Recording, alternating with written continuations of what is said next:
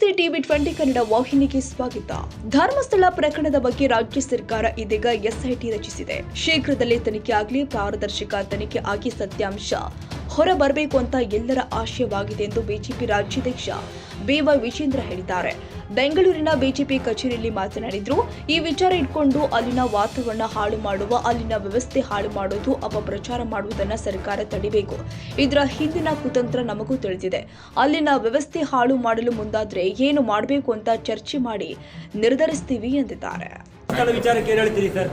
ಅಲ್ಲಿ ಹೋಗಿ ಪ್ರೊಟೆಸ್ಟನ್ನ ಮಾಡೋದು, ಎಸ್ಐಟಿ ತನಿಖೆ ವಹಿಸಿದ ಮೇಲೂ ಕೂಡ ಕೆಲವರು ಹೋಗಿ ಧರ್ಮಸ್ಥಳಕ್ಕೆ ಮುಗಿ ಹಾಕುವಂಥ ಪ್ರಯತ್ನ ಮಾಡ್ತಾ ಇರೋದ್ರ ಬಗ್ಗೆ ನಾನು ಮೊನ್ನೆನೂ ಕೂಡ ಸ್ಪಷ್ಟಪಡಿಸಿದ್ದೇನೆ. ರಾಜ್ಯ ಸರ್ಕಾರ ಇವತ್ತು ಎಸ್ಐಟಿಯನ್ನ ಏನು ಫಾರ್ಮ್ ಮಾಡಿದೆ, ಎಸ್ಐಟಿ ಘಟನೆ ಮಾಡಿದ್ದಾರೆ. ಇದು ಶೀಘ್ರದಲ್ಲಿ ತನಿಖೆ ಆಗಬೇಕು, ಪಾರದರ್ಶಕವಾಗಿ ತನಿಖೆ ಆಗಿ ಸತ್ಯಾಂಶ ಹೊರ ಬರಬೇಕು ಅಂತಕ್ಕಂಥದ್ದು ಎಲ್ಲರದ್ದು ಕೂಡ ಆಶಯ ಆಗಿದೆ. ಆದರೆ ಈ ವಿಚಾರವನ್ನು ಇಟ್ಕೊಂಡು ಅಲ್ಲಿ ವಾತಾವರಣ ಹಾಳು ಮಾಡ್ತಕ್ಕಂಥ ಅಥವಾ ಅಲ್ಲಿ ವ್ಯವಸ್ಥೆನ ಹಾಳುಪಡಿಸ್ತಕ್ಕಂಥ ಮತ್ತು ಅಪಪ್ರಚಾರ ಮಾಡ್ತಕ್ಕಂಥದ್ದನ್ನು ತಡೆಬೇಕು ಸರ್ಕಾರ, ಅದನ್ನು ಕೂಡ ಗಮನಿಸಬೇಕು.